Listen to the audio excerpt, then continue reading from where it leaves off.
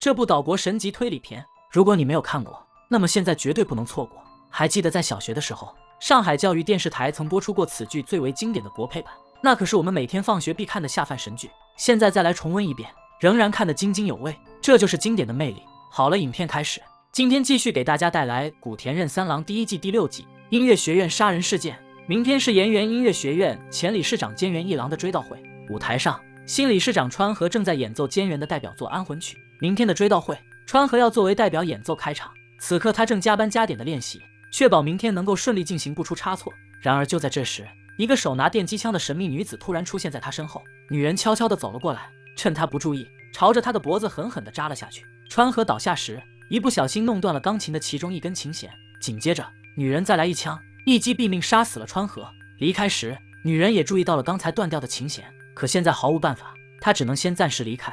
随后没过多久，音乐学院的保安在舞台上发现了尸体，警方赶到现场，可能是受到前面案件的影响，古田在检查尸体时，下意识地看向了舞台的上方。你知道这里是在致敬哪一期吗？看过前面的小伙伴们应该都知道。好了，回归正题，金泉在一旁报告他的调查结果，死者身上没有明显的外伤，经初步判定，死者是死于心脏病突发，死亡时间大概是3小时左右。随后，古田摸索起了一旁的钢琴，弹奏间，他突然发现其中一个键怎么都按不出声，于是起身一看，原来是有根琴弦断了。他将此问题告诉工作人员，然而就在此刻，警方抬着尸体从他们旁边走过。忽然间，古田注意到了一个奇怪的点，他发现死者的手表停留在12点多，并且手表上的秒针还在不停地来回抖动，好像是受到某种磁场影响到了一样。紧接着，古田开始走访学院里的其他工作人员，从他们的口中得知，川和理事长很久之前就有心脏病，并且学院里的人都知道此事。现在川和不幸去世，学院里除了他能演奏安魂曲，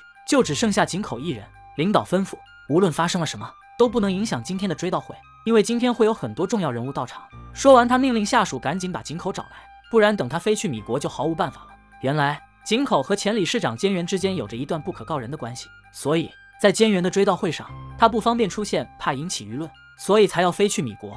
随后，工作人员在去机场的路上拦下了井口。原来井口小姐就是昨晚杀害川和的那名女子，她和川和之间有什么矛盾呢？她又为何要痛下杀手？女钢琴家为了登台表演，不惜一切痛下杀手，用电击枪杀死了学院的理事长。她能逃过古田的火眼金睛吗？井口开车来到学院，在领导的一众劝说下，他答应登台演奏安魂曲。此时，古田想悄悄进来偷听，不料绊倒了井口的行李箱。他小心翼翼地将箱子扶好，心中有了第一个疑问。然而转身看到这一幕，又有了第二个疑问。学院领导正在给井口鞠躬道歉，这是怎么回事呢？原来在菅原追悼会这天，井口被安排去米国出差，是学院领导们在后面捣的鬼。因为井口在学生时代和他的老师菅原之间有着一段不可告人的关系，领导们怕流言四起，所以在这天将他送了出去。井口抱怨完，答应了演出的事，随后转身离开了这里。古田追上井口，声称自己是他的小迷弟，请他帮忙签个名。签完过后，井口转身遇到了学院的2名学生，他吩咐2人去舞台上检查一下钢琴，并让工作人员将钢琴的音调好。说完，井口发现学生手里的笛子没有盖好盖子，于是当场发飙，将学生狠狠地训斥了一顿。其他学生经过也赶紧绕路走了别的道。一旁的古田也被吓得二话不敢说，过了好一会儿才直言调侃，我感觉回到了学生时代，刚才那一幕搞得我都紧张起来了，感觉好像是我自己被骂似的，太吓人了。说完，古田灰溜溜地跑掉。随后，古田和金泉在学院公园里吃起了午饭，2人边吃边聊。经过一早上的走访调查，金泉表示学生们好像都很害怕井口，据说2年前井口曾独自一人将骚扰他的流氓打跑，甚至有的同学还说那个流氓的下巴都被他打脱臼了。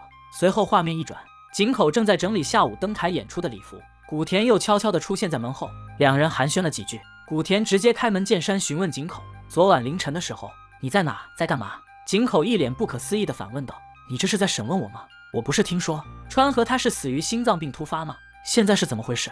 古田表示，我觉得这很有可能是一起杀人事件，因为死者的手表停在了2点10分，而手表停的时间恰好就是院长的死亡时间，并且他的手表秒针还在来回抖动，像是受到了某种东西的影响。古田说到这儿，井口愣了几秒，像是意识到了什么。随后，古田在离开时顺便看了一眼井口礼服上的单子，上面显示这是昨天井口从干洗店亲自取回来的。古田又回头调侃道，昨天下午取回礼服，晚上穿和就凉了，这么好的时机，难免不让人产生怀疑。转眼间到了下午，井口正在档案室查看着什么资料，古田又阴魂不散地跟了进来。他表示想跟井口学习一下钢琴的初级课程，没想到被直接拒绝。井口表示，初级课一直都是川和教的，我教不来。无奈之下，古田把书本一丢，从口袋里掏出了2根火腿肠。火腿肠上撕下来的标签怎么甩都甩不掉。吃完，古田询问井口：“你知道防身电击枪吗？”井口表示不知道。古田反驳说：“2年前你不是干翻过一个流氓吗？还把人家的下巴都干歪了。警局的备案记录上明明写着，当时你打人用的东西就是防身电击枪啊，怎么会不知道呢？”说完，井口假装刚刚才知道那东西是电击枪，他还以为是手电筒呢。随后，为了转移话题，井口表示追悼会马上就要开始了，他要亲自去舞台上检查一下钢琴，让古田陪他一起去。古田和井口一起出了门，刚走到电梯门口时，身后突然钻出一位学生，他正鬼鬼祟祟地监视着2人。随后2人进入电梯，古田询问井口：“舞台上那架钢琴的琴弦，平时也容易断吗？”井口表示，以前的确断过几次，如果是高音的弦断了那没事，几分钟就能修好，要是低音的弦断了那就完蛋了，至少要1个礼拜的时间才能完全修好它。2人谈话期间，另一边有人偷偷关掉了电源，电梯瞬间停下，灯光也全部熄灭，但还好随后就亮起了应急灯。为了避免尴尬，古田聊起了井口和菅原的八卦，井口也是毫不避讳，直言说我们2人是被彼此的才华所互相吸引的，他也大方地承认了和菅原之间的特殊关系。就这样聊了几分钟后，电梯突然再次启动起来，2人刚出电梯，还没走多远，学院领导就跑过来拦住了他们，表示追悼会马上就要开始了，让井口赶紧去后台准备。随后画面转过，追悼会正式开始，井口换好礼服登上了舞台，鞠躬后开始演奏。然而令人疑惑不解的是，他没有按照计划演奏安魂曲，而是换了一首较为欢快的曲子。众人一片哗然，沉重的追悼会上竟然弹奏如此欢快的曲目，实在是让人难以理解。表演结束后，井口先发制人生气地说：“钢琴低音的弦断了你们都不知道，那架钢琴根本就演奏不了安魂曲，你们就是想让我当众出丑。还好我及时更换了曲目，不然就出大事了。”听完此话，学院领导本想解释一番，但井口偏偏就是不信他们，转身气冲冲地离开了这里。随后古田回到演奏大厅，坐在椅子上思索整个案件。忽然间，他在钢琴脚上发现了一个奇怪的东西，好像是一个标签。看到这一幕，古田瞬间明白了所有真相，杀害川和的凶手就是井口。虽然没有实质上的证据，但是凶手自己暴露了自己。随后古田将井口请到了舞台上，询问他临时更换曲目是怎么一回事。井口表示，钢琴的其中1根低音弦坏了，为了保证追悼会能顺利进行，所以只能临时更换这个只有高音的曲子来演奏。说完，古田继续询问：“你怎么知道钢琴的琴弦断了？”井口回答说：“刚才上台的时候自己看到的。”古田低着头笑了笑，表示井口还没登台之前就知道琴弦已经断了，所以你才会一直提醒学生们来检查钢琴，并且你也不是上台后才临时更换的曲目，在档案室的时候你翻阅资料就是在选高音琴谱。接着古田上台走到钢琴旁边，按下了低音键。然而令井口震惊的是，这一按竟然发出了声音。古田表示，这架钢琴的琴弦是好的，因为学生们把钢琴给调换了，现在这台钢琴是档案室里的那台。古田撕下了钢琴脚上的标签，这是他在档案室里吃火腿肠遗留下来的。原来2人被困电梯也是学生们搞的鬼，因为学院里每个人都知道井口的暴脾气，要是因为钢琴出了问题导致他演出失败，那么这才叫做真正的摊上了大事。所以学生们偷偷跟踪着井口，故意切断电源让电梯停下，等调换完钢琴后才将2人给放了出来。接着古田一把扯开旁边的黑布，那架坏掉的钢琴就在幕后放着。随后古田继续逼问道：“从昨天到今天你都没有来过舞台，那么你是怎么知道那架钢琴的低音弦是断掉的呢？”井口低着头不做回答。古田表示，答案只有一个，那就是你是杀死川和的凶手。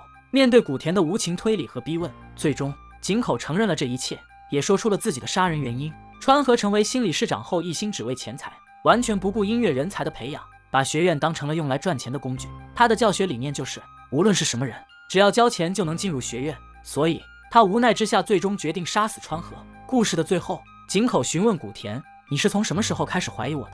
古田说：“你的行李箱太轻了，应该多放点东西在里面才对。”好了，影片到这里也就结束了。本期视频的女主名叫木之实奈奈，她是岛国著名歌手、舞蹈家、演员。在60年代时，她曾以独特的魅力风格在岛国红极一时，并且还出过多张畅销唱片。好了，本期视频到此结束。喜欢古田任三郎这部剧的，给小森点个赞吧。咱们下期再见，拜拜。